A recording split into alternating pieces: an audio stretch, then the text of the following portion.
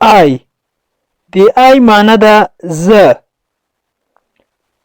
زه یو موټروان یم. I am a driver. I am a driver. He د he معنی ده هغه د شخص لپاره کارول کیږي. For example هغه یو استاد ده. He is a teacher. He is a teacher. She د she معنی ده هغه دا د ښځینه لپاره کارول کیږي د مونث لپاره د یوې ښځې لپاره کارول کیږي چې مفرده وي. For example موږ وایو چې دی یوه نرسه ده. She is a nurse. She is a nurse. بل پروناون دی we. د we معنی ده پښتو ژبه کې موږ دی. لکه موږ وایو چې موږ افغانان یو. We are Afghans. We are Afghans. موږ افغانان یو. بل پروناون دی you.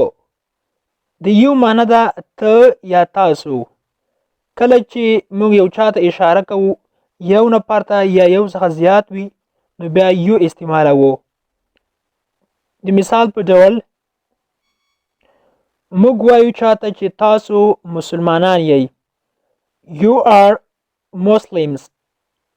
You are Muslims. پروناون دی they. د دې معنی ده دوی یا هغوی.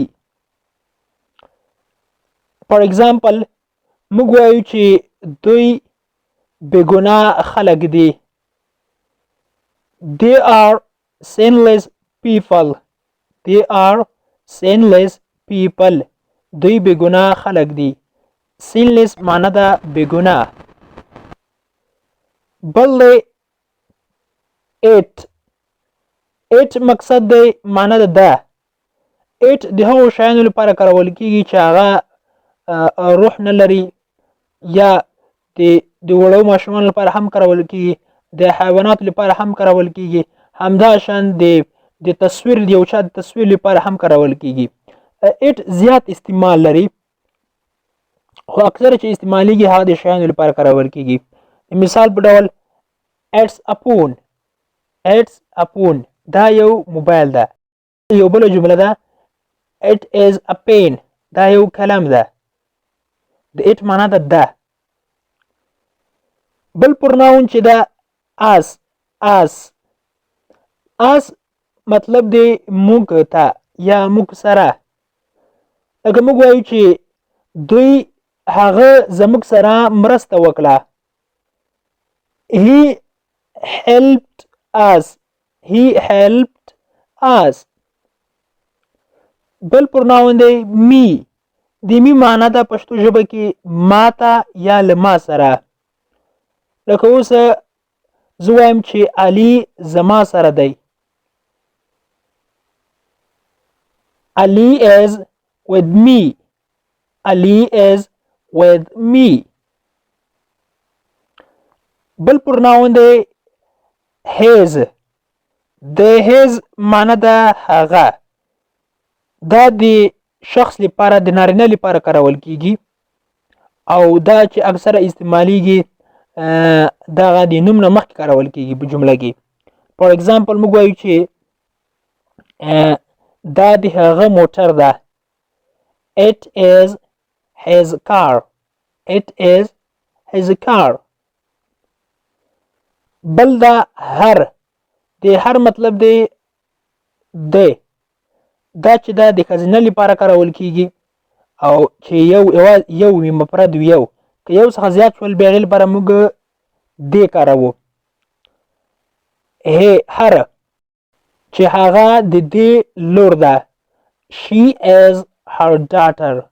She is her daughter. دی چې دا د هغې څنګه ده لور ده یا خپله لورې ده. بل پروناون دی our. our معنا ده زموږ یا موږ ته.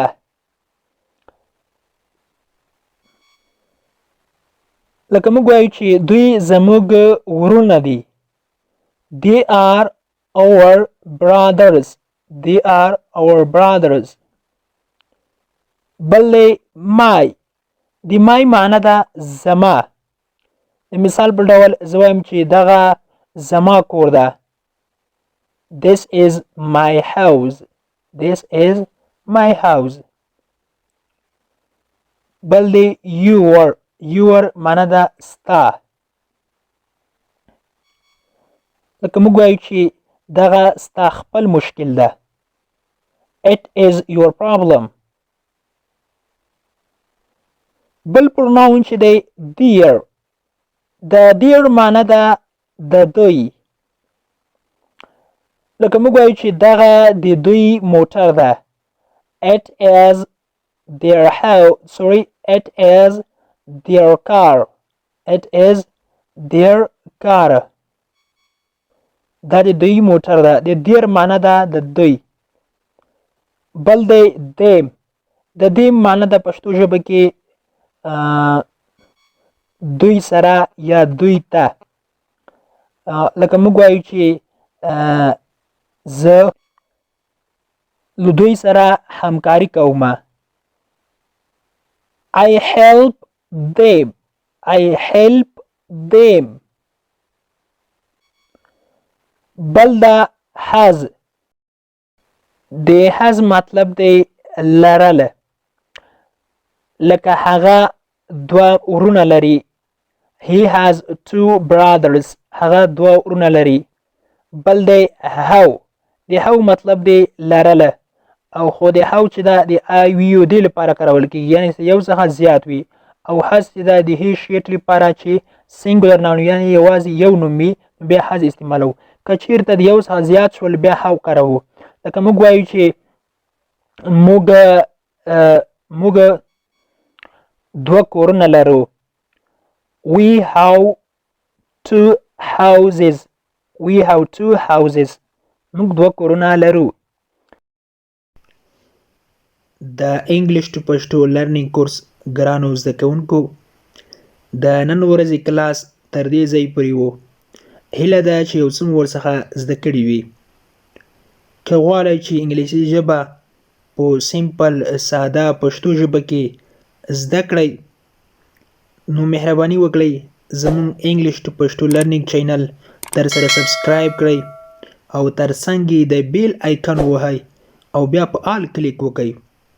دې سره به زموږ هر نوی کلاس چې موږ یې روزانه اپلوډ کوو تاسو ته په خپل ټایم در ورسیږي.